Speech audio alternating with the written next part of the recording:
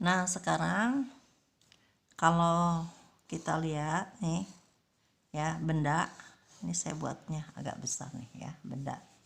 Sekarang dipengaruhi gaya F membentuk sudut alfa nih, alfa ya.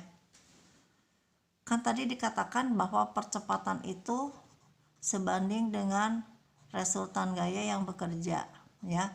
Kalau misalkan gaya dorongnya ke sana, berarti kan bendanya ke sana ya, ngapung.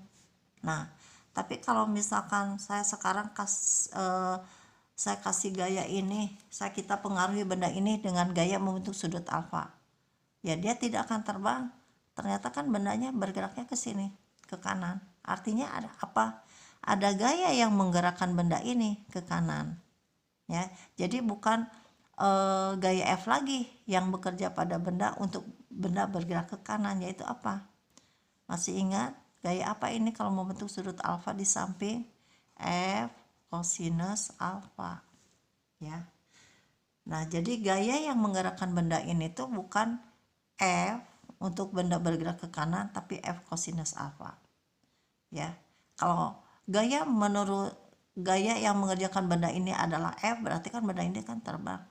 Tapi kalau gaya yang mengerjakan benda ini ke kanan, berarti F cosinus alfa. Cuma saya ngasih soalnya dipengaruhi gaya F membentuk sudut alfa ya. Berapa besar nih percepatannya? Nah, F cosinus alfa tadi misal ada gesekannya, pasti kan arah gesekannya ke kiri karena dia bergeraknya ke kanan gitu ya. Ini apa ini tadi yang dari bidang ini? Ini N ya, gaya normal. Ini apa ke sini? W.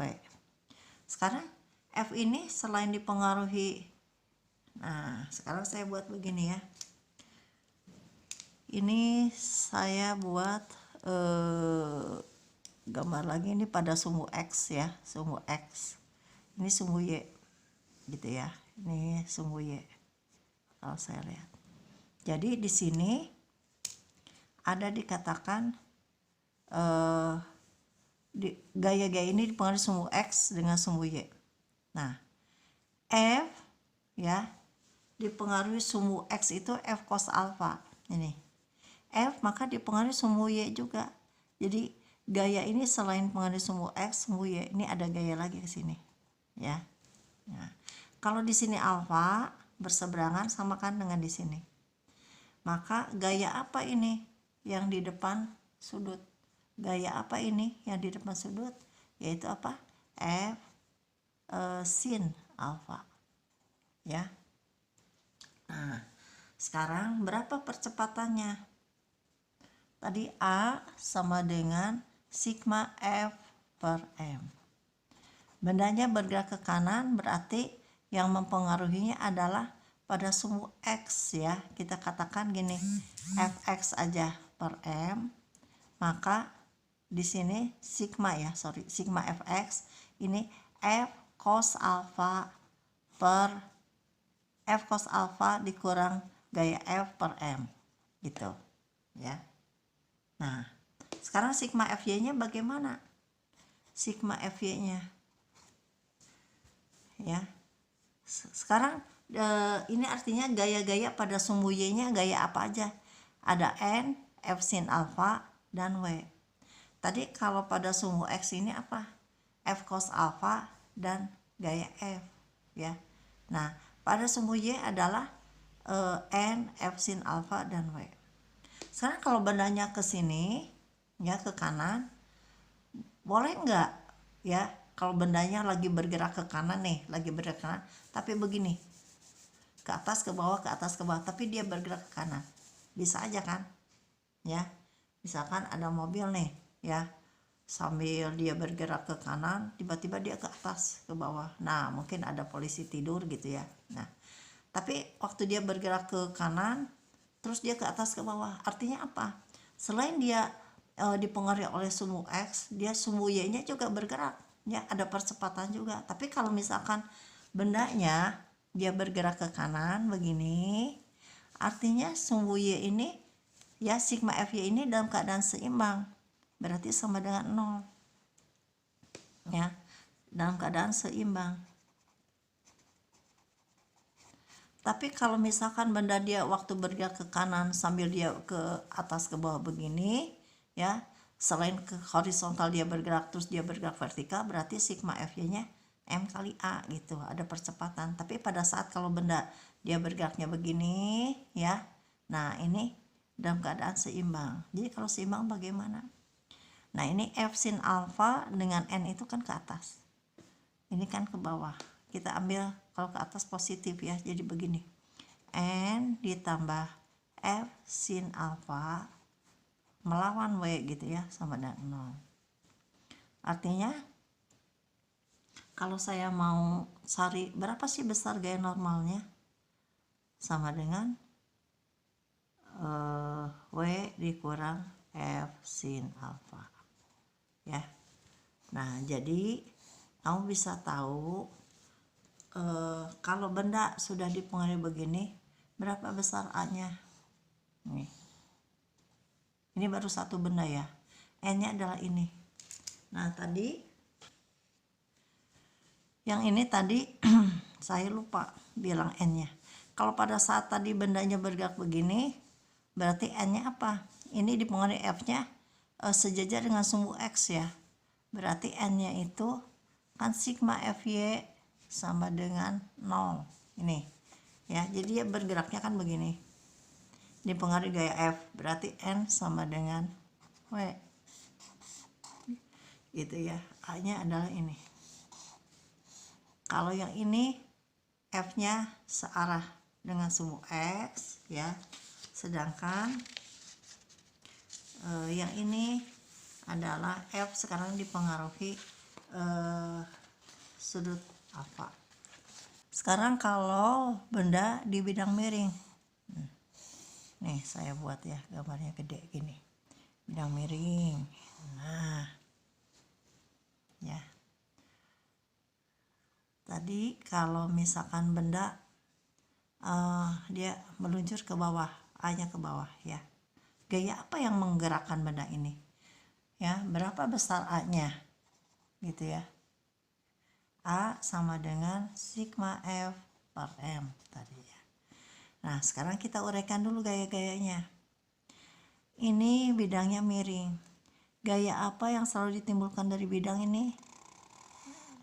Ini tadi N ya, gaya normal. Ini yang selalu menuju ke pusat bumi, W. Nah sekarang ini kan bidang miring, ini misalnya sudutnya alfa di sini ya, berarti alfa ini sama dengan alfa di sini ya. Nah kelihatan nggak? Nah alfa di sini, berarti ini ada gaya ya, ada gaya yang dipengaruhi oleh sudut ini, yang dipengaruhi oleh sudut ini ya. Gaya apa nih yang di samping sudut? Kita katakan apa? F cos alfa.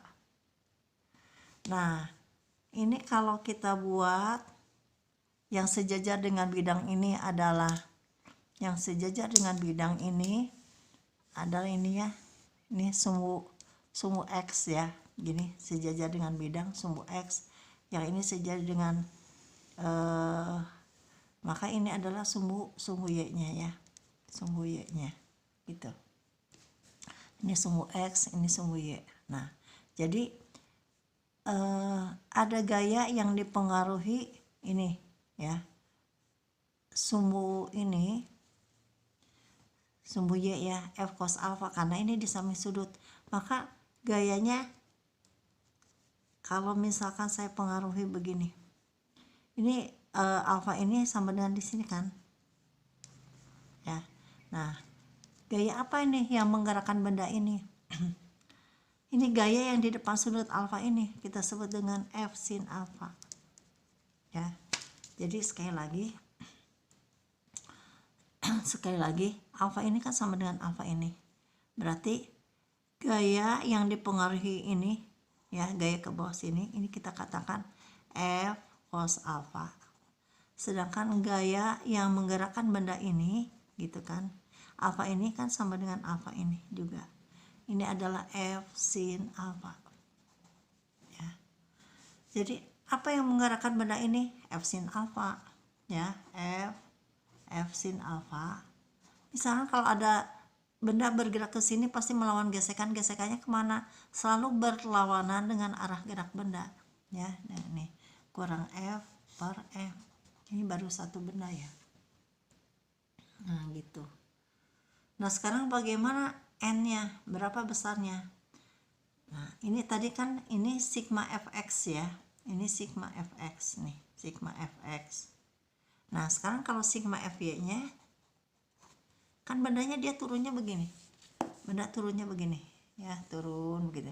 Nggak turunnya nggak sambil begini-begini, tapi dia begini, berarti pada sumbu y-nya akan terjadi keseimbangan benda ya, seimbangan gaya, berarti fy-nya adalah 0. Nah berarti ini N sama dengan F cos alpha keseimbangannya, atau N dikurang F cos alpha sama dengan 0, maka N sama dengan W cos alpha gitu ya. Dan ini A nya, jadi kamu harus tahu ya A nya berapa dan N nya berapa. Nah jadi saya ulang lagi ya, saya mau ulang lagi, saya rangkum lagi. Yang kamu harus tahu adalah tadi pertama, apa yang dimaksud dengan dinamika ya, dinamika. Kemudian hukum 1 Newton. Hukum 1 Newton ini rumusnya. Ini pulpennya. Kemudian penerapannya.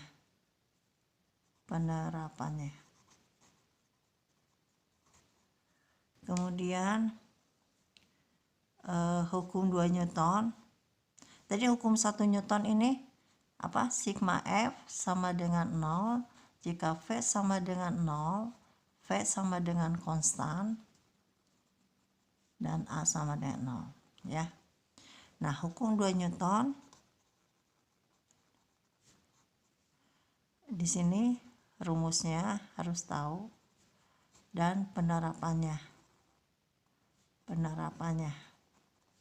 Kalau misalkan ini rumusnya sigma F sama dengan M kali A, artinya A sama dengan sigma F per M, artinya kalau A sebanding dengan resultan gaya, searah dengan resultan gaya, dan A berbanding terbalik dengan masanya. Masanya kecil, percepatan besar, masanya besar, percepatan kecil ya. Sedangkan kalau gaya yang diberikannya besar, pasti A-nya juga besar gitu ya. Nah sekarang hukum 3 Newton. Ini hukum aksi reaksi kita sebut ya, aksi reaksi. Tadi saya lupa bilang bahwa aksi reaksi itu harus terjadi pada dua benda yang berbeda, tidak mungkin yang sama ya. Jadi F aksi rumusnya sama dengan min F reaksi ya.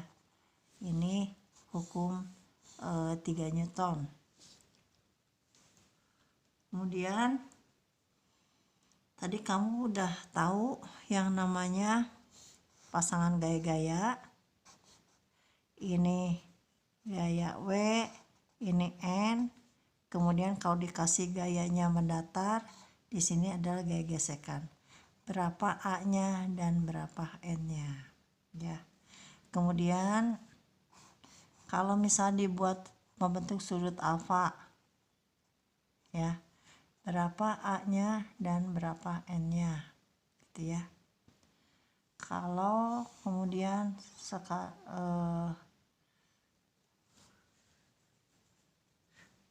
pada bidang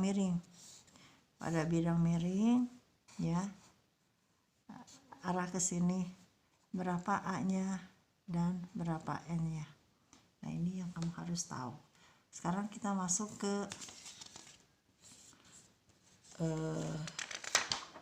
nih katrol ya.